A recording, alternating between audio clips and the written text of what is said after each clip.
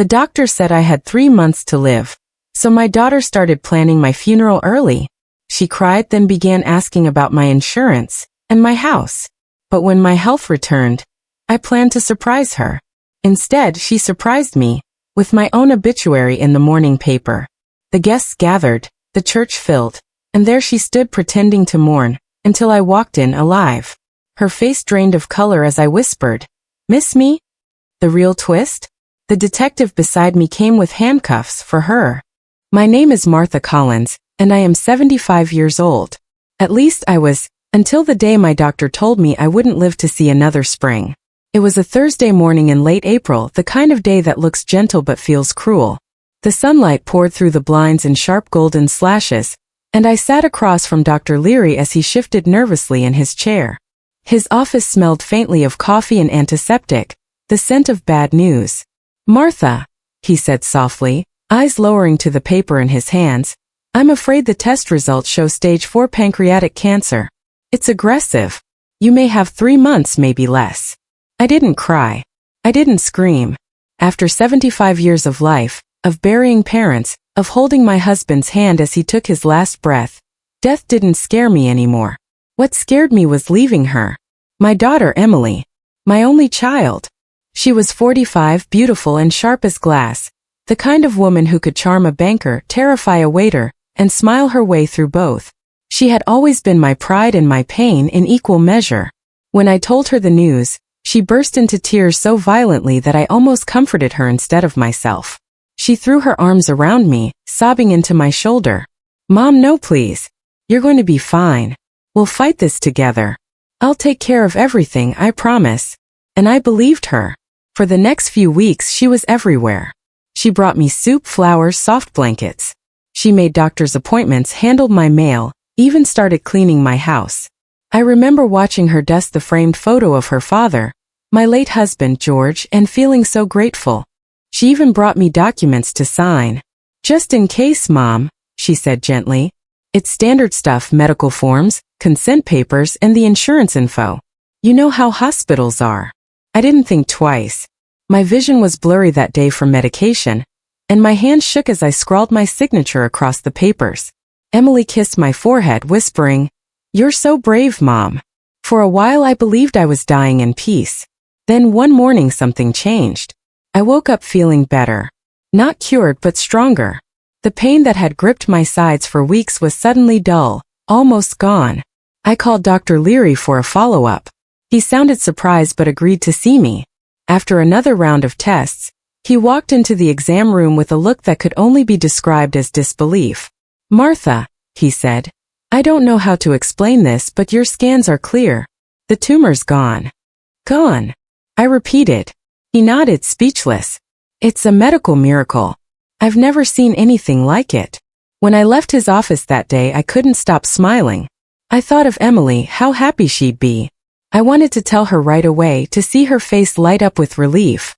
But when I called, she didn't answer. I tried again. Still nothing. By evening, I decided to drive into town myself. The spring air was cool, and the trees swayed gently, whispering promises of renewal. I stopped at the corner cafe where Emily usually worked on her laptop. Her favorite table by the window was empty. Instead, I spotted her across the street, stepping out of the lawyer's office, laughing with a man I didn't recognize. She was holding a folder. My name was printed on the tab in large black letters. Something cold slid down my spine. She looked carefree. Too carefree. When she finally saw me across the street, her smile faltered, just for a second, before she waved and hurried away. That night I couldn't sleep. My instincts, the same ones that had raised her, fed her and carried her through life, told me something was wrong. The next morning, while sipping coffee at my kitchen table, I opened the local newspaper. And that's when I saw it. "In loving memory of Martha Collins, beloved mother and friend." My heart stopped. The obituary was printed in full. It said I had passed away peacefully in my sleep 2 nights ago, at my own home. It listed the funeral date, the church, even a donation link in lieu of flowers. And the person listed as next of kin, the one who had handled all final arrangements, was Emily Collins. For a long moment I couldn't breathe. The room spun around me. I read it again, then again.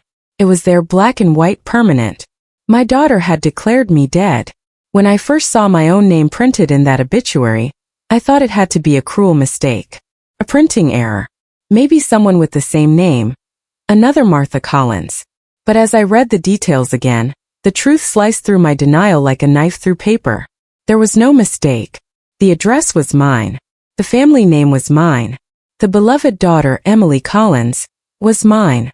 The obituary said my funeral would be held this coming Sunday, at St. Matthew's Church, 11 a.m. sharp. That was 3 days away.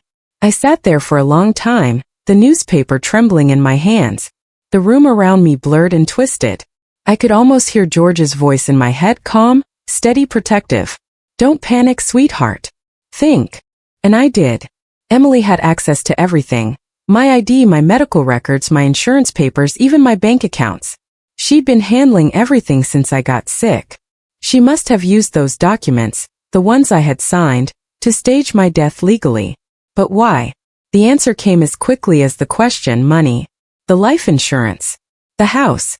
The savings George left behind. All in my name. I had trusted her completely. And she had buried me alive on paper. That night I couldn't bring myself to turn on the lights. I sat by the window watching the rain streak down the glass, my reflection faint and ghostly. It was strange to look at yourself and know that, in the eyes of the world, you no longer existed. Dead woman drinking tea. Dead woman breathing air. Dead woman plotting what comes next. The next morning I packed a small bag and left through the back door. I couldn't risk calling anyone yet. Not the police, not the bank, not even the neighbors. I didn't know who might have been told I passed away. So, I went to the one person who had always believed me, even when I doubted myself. Detective Henry Lowell. He had been George's best friend back when they both worked in the sheriff's department. Retired now but sharp as ever. A man who could smell deceit a mile away. When he opened the door and saw me standing there, soaked from the rain, his jaw nearly dropped. Martha? Good Lord. They said you were dead. I finished, stepping inside. I know. Seems my daughter got a little too creative with paperwork. He frowned deeply and led me to the couch. Start from the beginning. I told him everything: the diagnosis, the sudden recovery, the missing calls, the newspaper, the forged documents. When I was done, he rubbed his chin thoughtfully. This isn't just fraud, Martha, he said finally. If she declared you deceased with legal documents, that's a serious crime. Insurance fraud, forgery, identity theft. Maybe even attempted murder if she planned to make sure you stayed that way. The last words hung heavy in the air. Attempted murder? I whispered. He nodded. It's possible she didn't plan for you to wake up feeling better. Maybe she was giving you something to speed things up. I thought of the pills Emily had brought, the ones she said the doctor prescribed. I had trusted her enough not to question it. Henry leaned forward. You still have those medications? I nodded. At home. Don't touch them again, he said. We'll send them to the lab. And Martha, he paused, his voice softening. Don't tell anyone you're alive. Not yet. If Emily's already filed a death certificate, the best thing we can do is let her think her plan worked, for now. I swallowed hard. You mean let her bury me? He nodded slowly. And then when the time comes, you walk into your own funeral. The words sent a shiver down my spine. But beneath the fear, something else began to grow: resolve. For 75 years I'd been a mother, a wife, a woman who avoided conflict. I believed love and patience could fix anything. But that day something inside me changed. The part of me that had once forgiven every disappointment. It died quietly, making room for something colder, sharper. If Emily wanted me gone so badly, she was about to learn what her dead mother was capable of. Over the next few days, Henry and I planned carefully.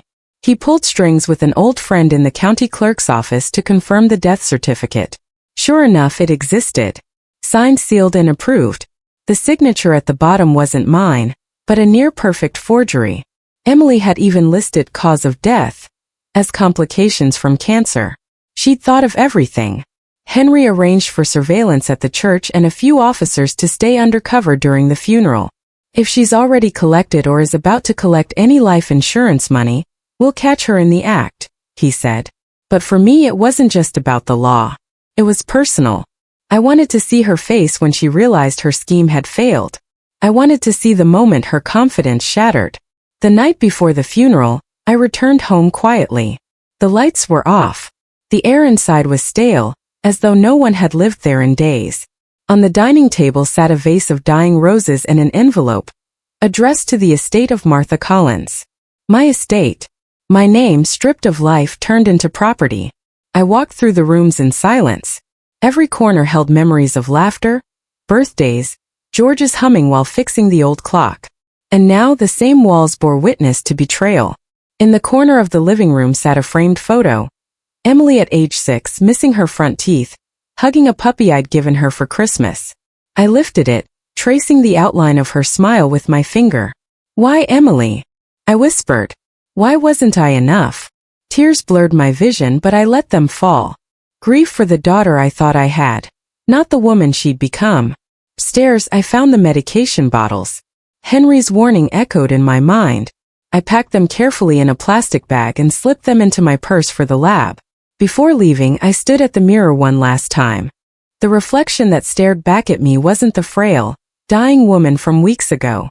My hair was silver, my eyes lined with age, but behind them burned something fierce. I wasn't dead, and I wasn't done. Sunday morning came dressed in irony. The sky was heartbreak blue, the air soft and perfumed with spring blossoms, the kind of day perfect for weddings, not funerals. Henry picked me up at dawn. He handed me a simple black coat and a pair of dark glasses. "You sure you're ready?" he asked. I nodded. Ready to watch my own funeral? I've waited my whole life to see how people talk about me behind my back. He smiled grimly. "Stay in the car until I give the signal." As we drove toward St. Matthew's, I could see the church spire rising in the distance, tall, solemn, cutting into the morning sky like a blade. Cars lined the street. People were already gathering on the steps, dressed in black, holding tissues and flowers. I recognized many faces, neighbors, old friends, even members of George's family.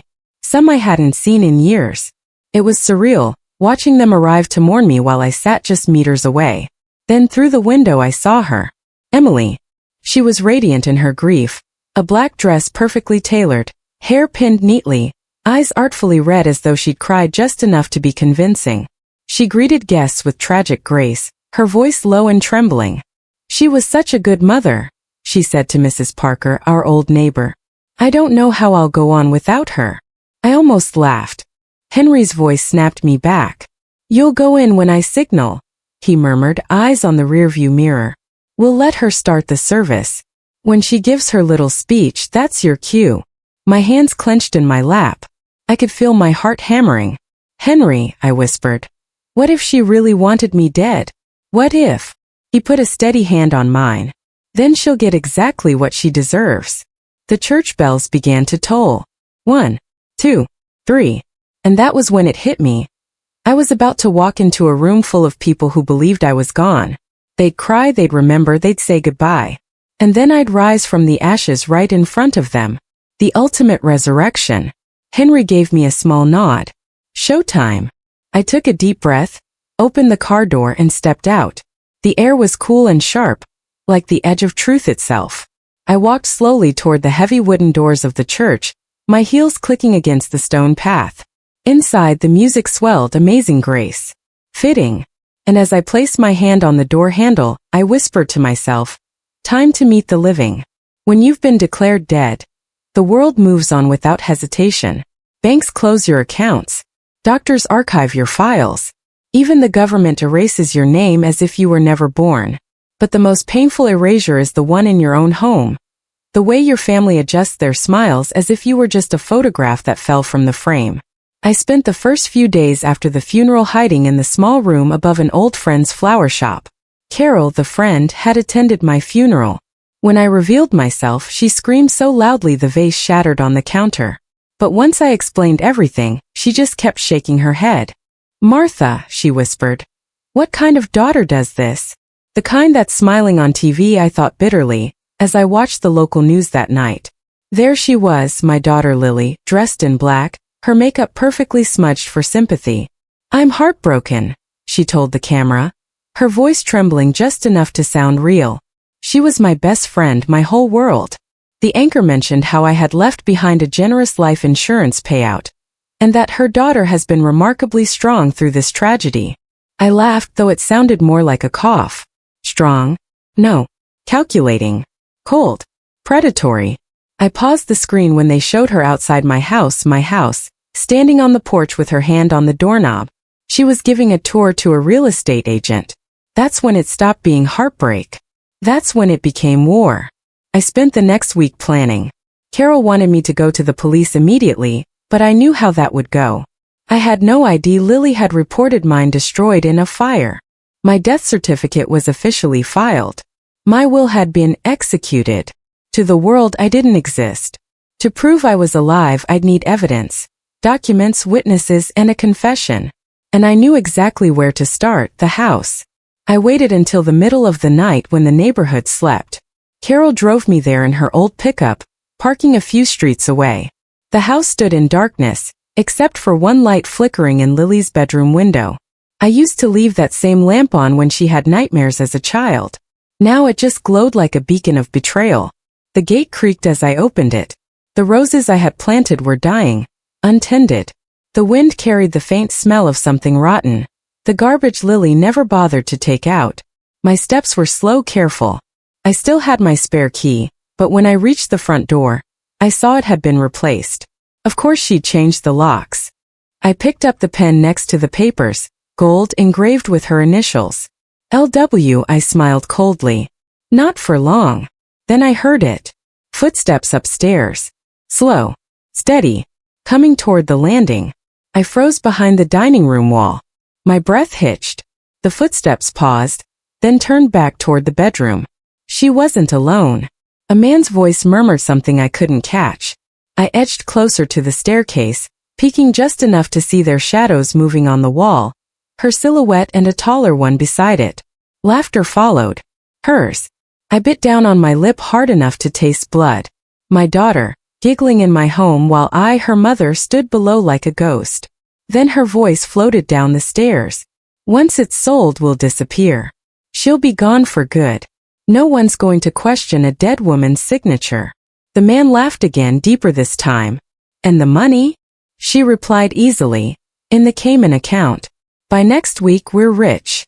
That was all I needed. I slipped out as silently as I came, clutching the papers and pen in my hands. Back in Carol's truck, my pulse was racing. Carol started the engine, whispering, "Did you get something?" I held up the stolen deed and smiled faintly. I got everything.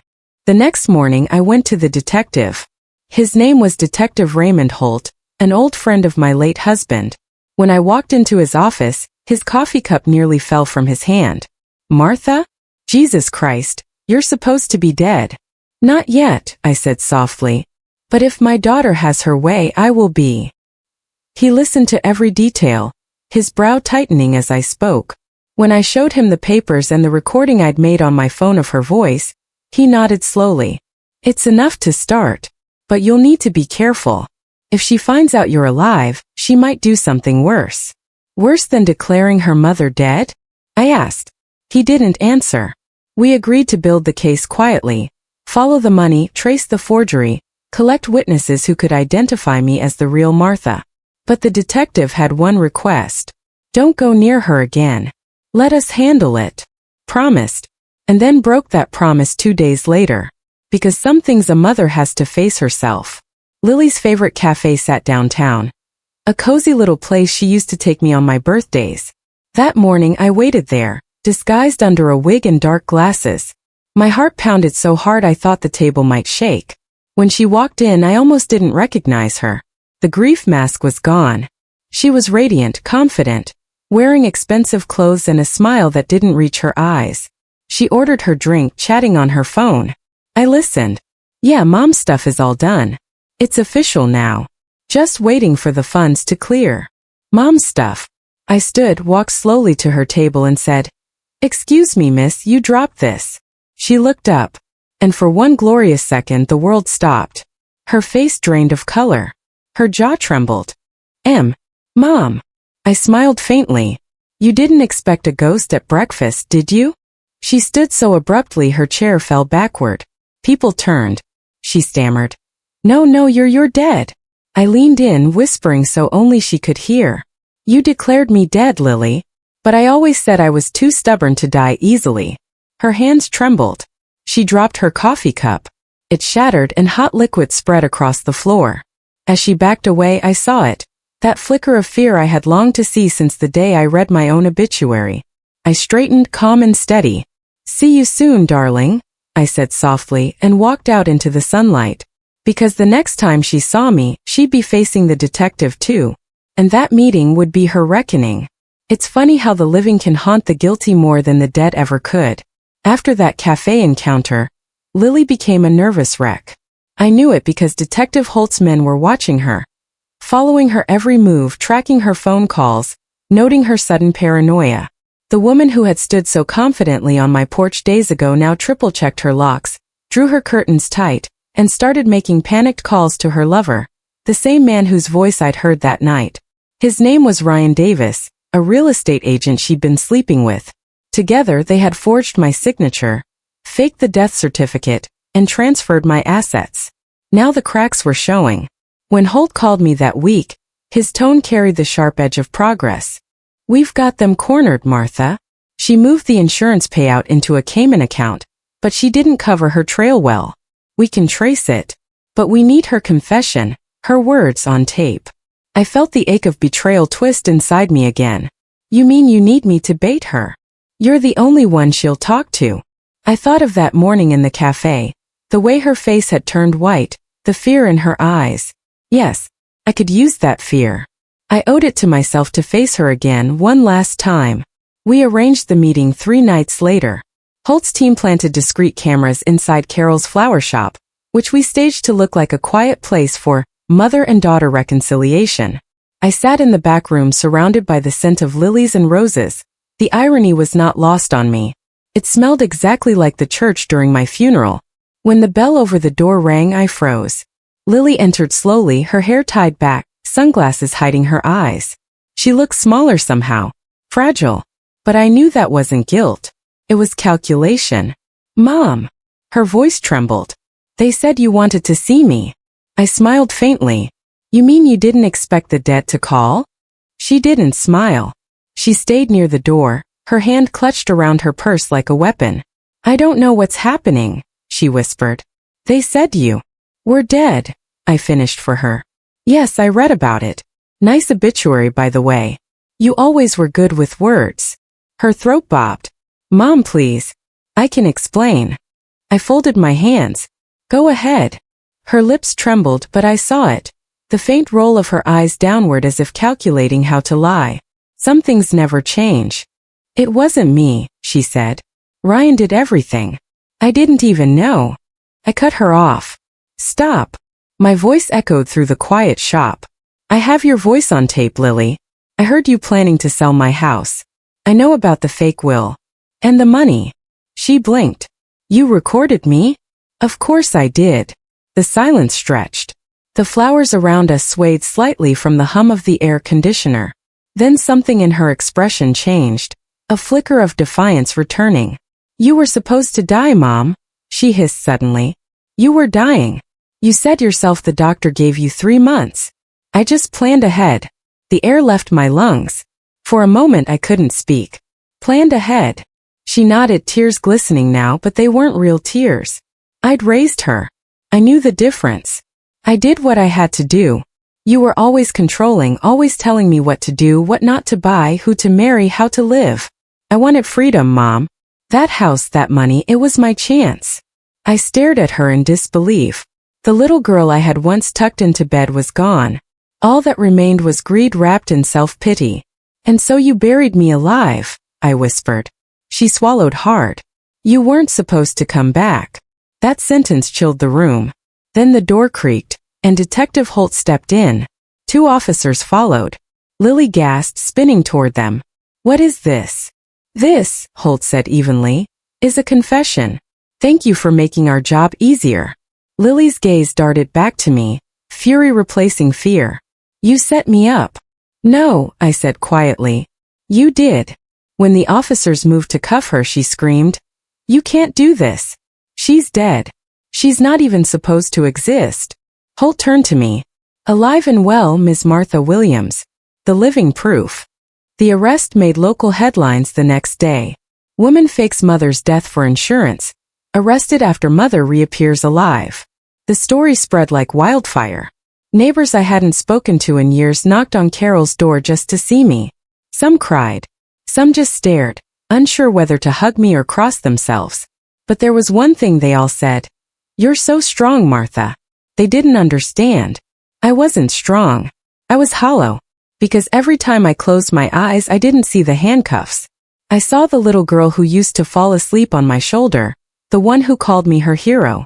Somewhere along the way that little girl disappeared, and I didn't notice. Holt called again 2 days later. We're preparing the case. She's refusing to speak except through her lawyer. But we've got enough. You'll need to testify. Of course, I said softly. I'll be there. But that night, alone in Carol's guest room, I couldn't sleep. I kept hearing her words, you were supposed to die. Was I really living now?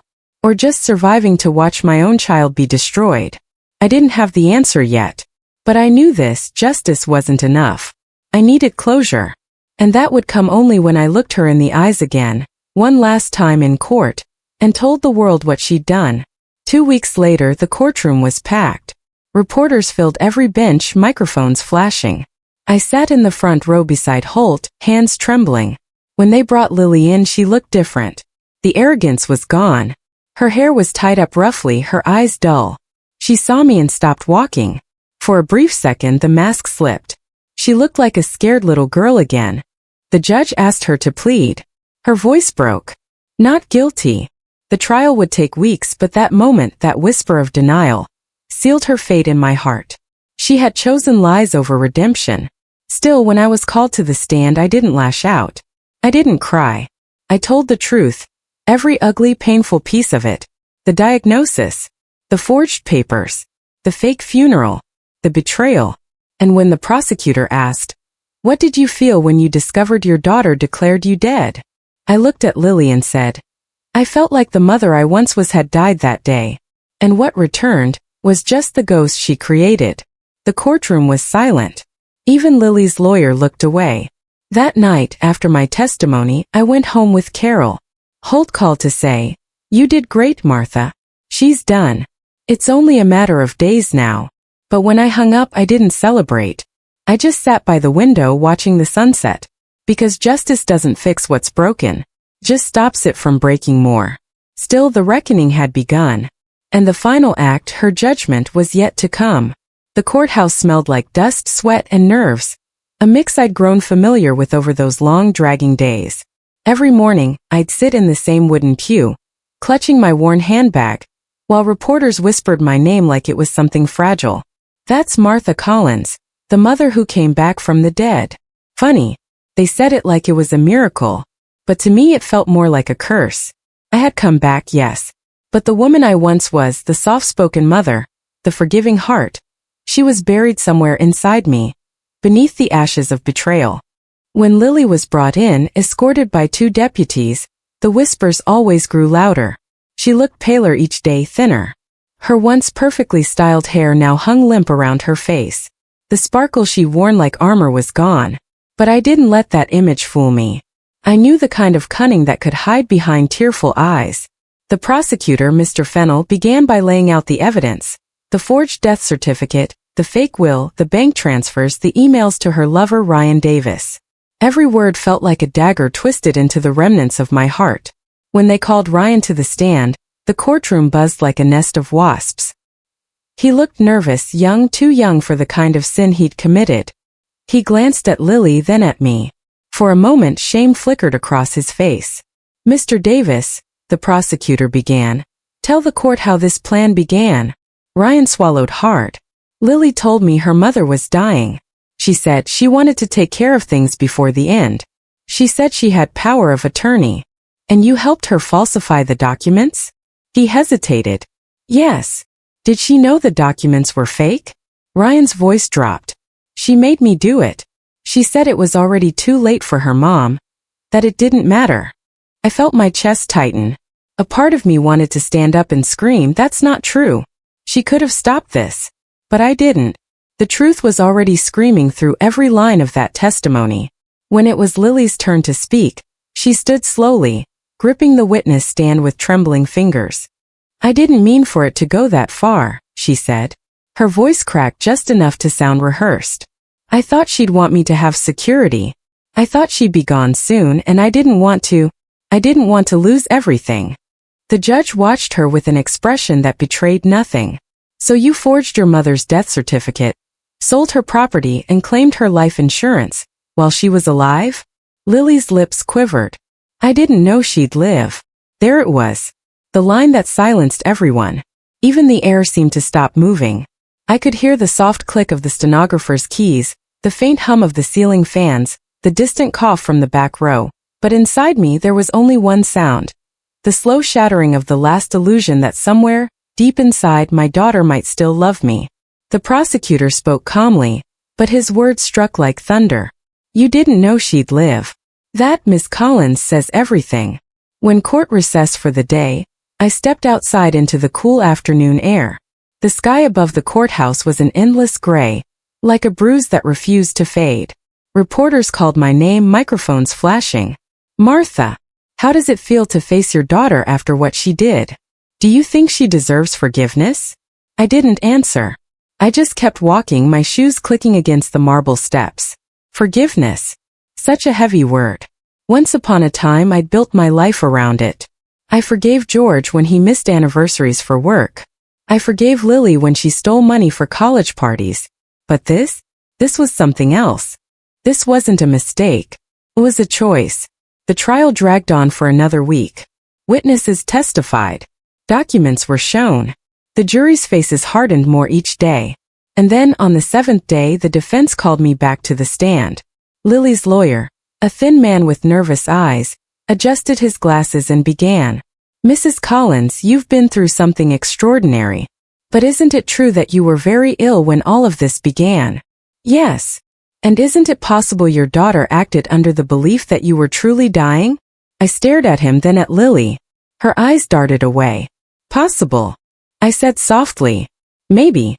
But belief doesn't write a forged will. Belief doesn't cash a check for $500,000. Belief doesn't host a funeral for someone still breathing." A murmur rippled through the courtroom. The lawyer frowned. "You're saying your daughter intentionally defrauded you?" "I'm saying," I whispered, leaning forward, "my daughter buried me while my heart was still beating." The day the verdict came, the world seemed unnaturally still. The jury filed in, faces grave. The foreman stood, his voice steady. "On the charge of fraud, forgery, and attempted insurance theft, we find the defendant, Lily Collins, guilty." The gavel struck. The sound echoed like thunder through the room. Lily's body went limp. She turned to look at me, and for the first time I saw real tears. "Mom," she whispered, broken, desperate. "Please." I didn't mean. But I just closed my eyes. Because there were no words left. No excuses that could bring back what she'd stolen. Not the money, not the property, but the years of trust, the love that once filled our home. They led her away in handcuffs. Her cries echoed behind me as I stood there, still and silent. I thought I would feel joy, triumph, maybe even relief. But all I felt was empty. That night, back in my little borrowed room at Carol's, I sat by the window again. The city lights blinked in the distance. Somewhere out there, my daughter was sitting in a cold cell, probably crying herself to sleep. For the first time since it all began, I cried too. Not for her crimes.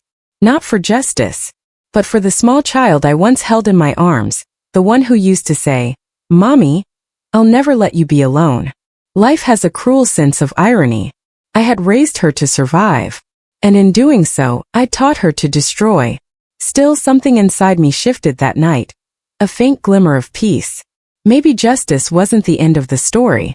Maybe forgiveness, not for her but for myself, would be the beginning of the next.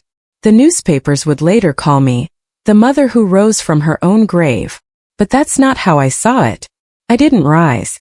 I simply stood up, after being buried by the one person I loved most. And this time I vowed I would live the rest of my life not as the victim of my daughter's betrayal, but as the survivor of my own resurrection. 3 weeks after the verdict, my house was finally quiet again. The reporters had stopped calling. The neighbors had stopped whispering. Even Detective Holt had moved on to another case. But peace, real peace, still felt like something I couldn't afford. I had returned to my own home, though it didn't feel like mine anymore. The air was thick with ghosts, of conversations, of laughter, of betrayal. Every corner carried an echo of Lily's voice. I'd catch myself staring at the framed photo of us on the mantel, the one from her college graduation. We looked so happy then, her arm around me, our faces almost identical in that sunlight. I used to see a mother and daughter. Now I saw two strangers frozen in time, smiling at a lie neither of them understood yet. It was a rainy Tuesday morning when the first letter arrived. A plain white envelope, no return address, just my name, handwritten in the slanted loops I knew too well. Lily. For a long time I couldn't bring myself to open it. I set it on the kitchen table, made tea, cleaned the counter, fed the cat. Anything to keep my hands busy. But the words on the envelope seemed to whisper at me, Mom. I finally tore it open. Mom, I don't expect you to read this, but I need to say it. I'm sorry. Not the kind of sorry people say when they get caught. The real kind. The kind that keeps you awake at night. I don't know what's wrong with me. I think maybe something broke years ago, and I kept pretending it wasn't broken. You gave me everything and I still wanted more. I thought I could outsmart life, but all I did was destroy it. They say prison changes people. Maybe it does. But mostly it gives you too much time to think. I keep thinking about Dad's funeral. How you held my hand the whole time. How I pulled away. I wish I hadn't. I wish I'd stayed close. I know you can't forgive me. I wouldn't forgive me either. But if you ever do, even a little, just know I'll never forget it. Lily. When I finished reading, I sat there for a long time. The rain tapping softly on the window like a heartbeat. My first instinct was to tear it apart. To throw it away. But I didn't. I folded it neatly and placed it in the drawer beside my bed. Not forgiveness, not yet. But not rejection either. A month later, another letter came. Mom, they moved me to a smaller facility upstate. It's colder here. Quieter. Sometimes I talk to a counselor. She says guilt can eat a person alive if they don't face it. I've been thinking a lot about Grandma's locket, the one you used to wear every Sunday. I used to think it was just jewelry. But now I get it. You were carrying her memory. Her lessons. I wish I'd listen more. There's a part of me that still dreams you'll visit. But I know you won't. And maybe that's for the best. Still, I keep writing. It's all I can do. Lily. This time I didn't cry. I just sat with the letter, reading it again and again. The words felt strange, too gentle, too human for the woman I had seen in court. I didn't know whether she truly changed or was just trying to soften her punishment in my heart. But something inside me shifted just a fraction. Winter came early that year. Frost laced the windows and I spent my evenings by the fire, knitting, reading, sometimes just staring at the flames. One evening Carol dropped by with groceries. You're too quiet these days, she said, setting a bag of apples on the counter. Still thinking about her? I nodded. She writes every few weeks. Carol sighed. You don't have to read them, you know. I know, I said. But she's still my daughter. Carol looked at me with that kind of sympathy only lifelong friends can offer. The kind that hurts more than it heals. You have the biggest heart, Martha. Just don't let it break twice. By February, Lily's third letter came. This one was different. Longer. Confessional. Mom, sometimes I dream about the funeral. The fake one. I see you walking through the doors alive. And everyone gasps. But I don't see your face, just your shadow. The counselor says it's my mind's way of telling me I can't undo what I did. That I'll always be haunted by the ghost of the woman I buried. I don't blame her. But Mom, there's something else. Ryan took his own life last month. They told me in the cafeteria. He left a note saying he couldn't live with the guilt. I don't know why I'm writing this. Maybe because I need you to know that his death is on me too. Everything I touch seems to rot. I'm so sorry. Lily. I dropped the letter as if it had burned me. For a long time I just sat staring at the fire. She had destroyed so much, and now her guilt was claiming others too. But what shook me most wasn't the confession. It was the final sentence, written hastily on the back. Please don't hate me forever, Mom. I still love you.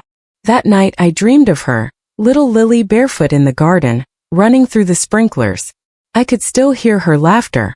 It wasn't the cry of a woman in handcuffs. It was the sound of a child who believed the world was safe. When I woke up, my pillow was damp. I realized I had been crying in my sleep.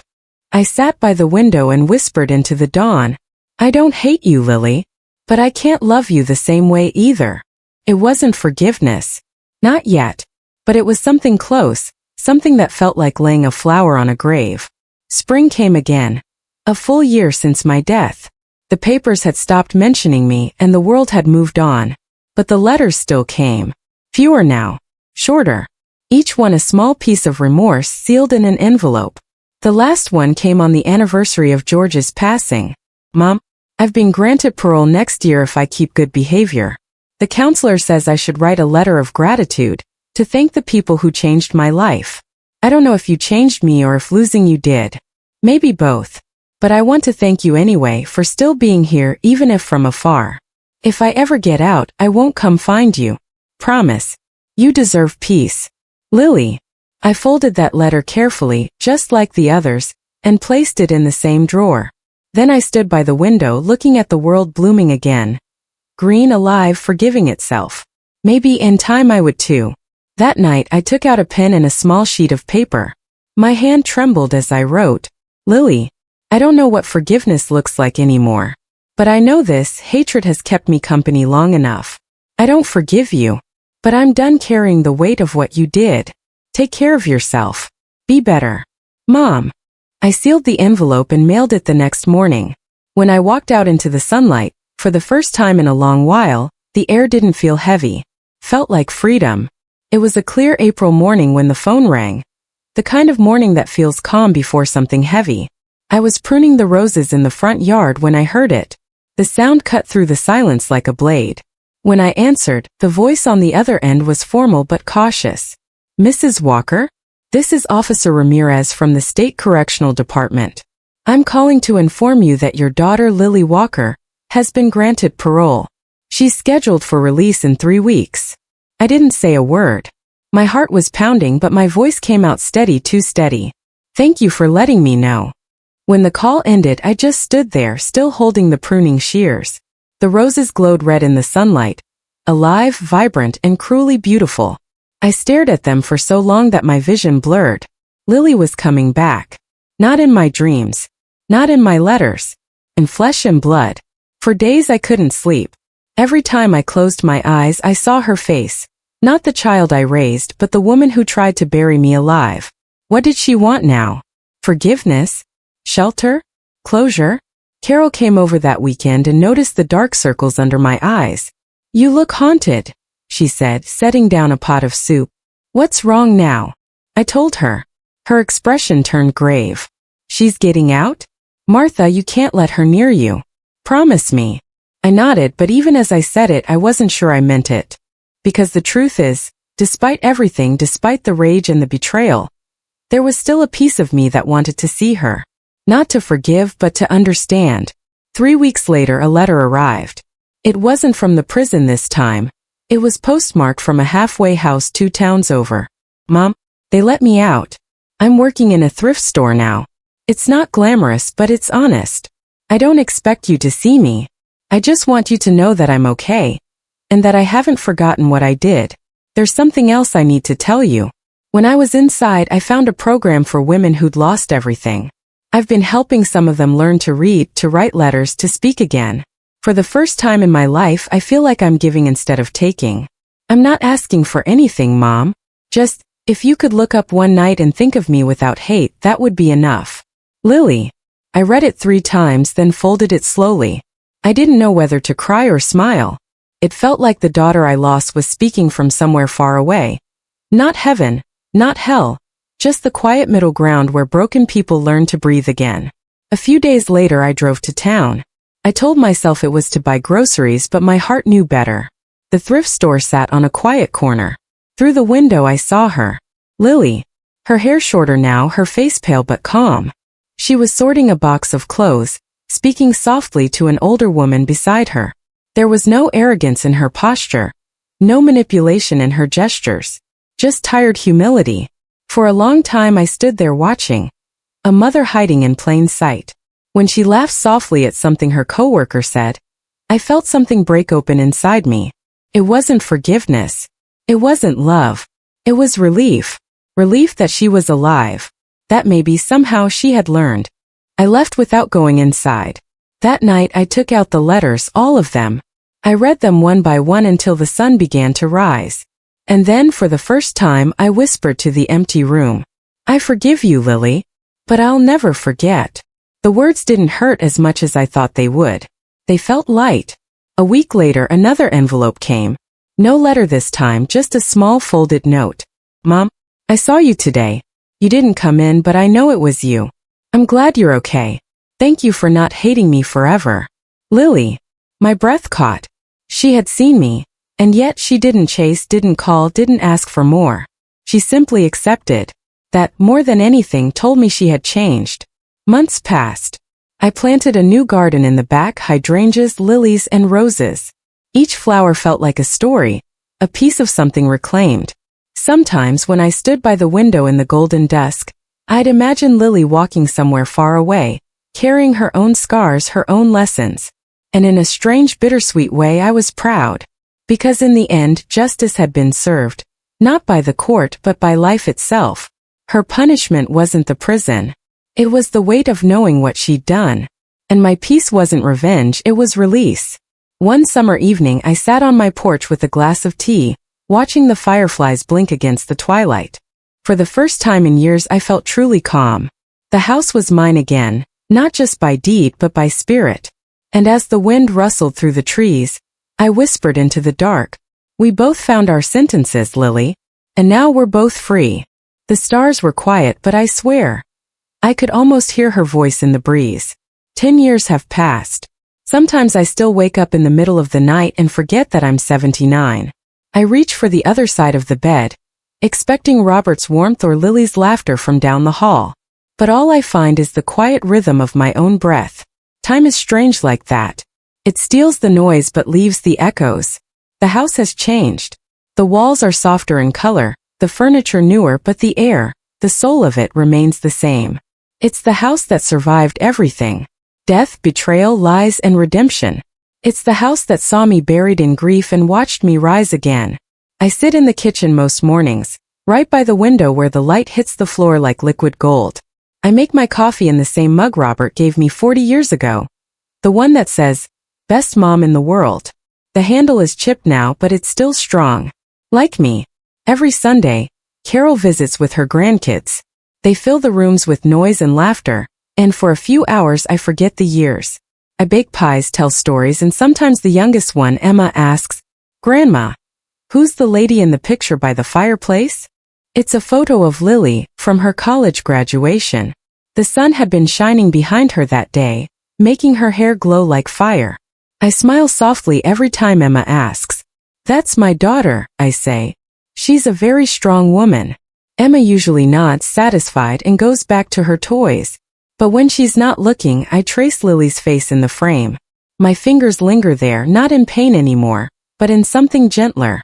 2 years after Lily's parole, she sent me one last letter. It was simple, almost painfully so. Mom, I've moved to a small town in Oregon. I'm working with a women's shelter now. I teach writing classes to mothers trying to rebuild their lives. Sometimes I tell them about you. Not your name, but your courage. I tell them how you survived things most people wouldn't come back from. I don't need you to write back. Just know I'm okay. I love you. Lily. I didn't reply. Not because I didn't want to, but because I didn't need to. Some silences say more than words ever could. I heard through Carol's son, who works for a nonprofit, that Lily eventually got married again, this time to a teacher. No big ceremony, no spotlight, just quiet happiness. They have a little boy now. His name fittingly is Robert. When I heard that, I cried for the first time in years. Not from pain, but from relief. From pride. As I sit here today in the twilight of my life, I finally understand something I didn't before. Forgiveness isn't something you give to the person who hurt you. It's something you give to yourself when you're ready to stop bleeding. For so long I thought revenge would set me free. That seeing Lily punished would heal the wound she left behind. But time proved me wrong. Justice might be loud, but peace is quiet. It's the sound of birds outside your window and coffee brewing in the morning. It's laughter echoing through rooms that were once filled with tears. It's knowing you survived, and so did they. Last month I received a small package in the mail. No return address, but I knew the handwriting instantly. Inside was a photo. Lily, her husband, and their little boy, standing in front of a White House surrounded by trees. She looked happy. Not the kind of happiness that shines for others, but the kind that grows quietly inside a person who's finally made peace with her past. There was a note attached. Mom, he starts school next month. He knows about you, about how brave you are. He calls you Grandma Martha. I hope one day when he's old enough we can come visit. Love always, Lily. I smiled through my tears. I didn't need to think twice. I took a pen and wrote back, my hand trembling but sure. Dear Lily, I would love that. Always, Mom. A week later I stood on my porch looking out at the horizon. The air was crisp, the world golden with sunset. The wind carried the faint scent of roses, Robert's roses, still blooming after all these years. For the first time I felt complete. Not because I had everything, but because I had survived losing it. I whispered into the breeze. We made it, didn't we? And for just a moment, a single fleeting heartbeat, I thought I heard two voices in the wind. Robert's and Lily's, soft and peaceful. Yes, Martha. You did. That night I went to bed with the photo on my nightstand. The house was quiet, but it no longer felt empty. It felt alive, with memories, with forgiveness, with the strange, beautiful ache of a life fully lived. When I closed my eyes, I wasn't afraid anymore. I had walked through betrayal, through death, through my own funeral, and came out on the other side not as a victim, but as a survivor. Because in the end, the greatest revenge isn't destruction. It's peace.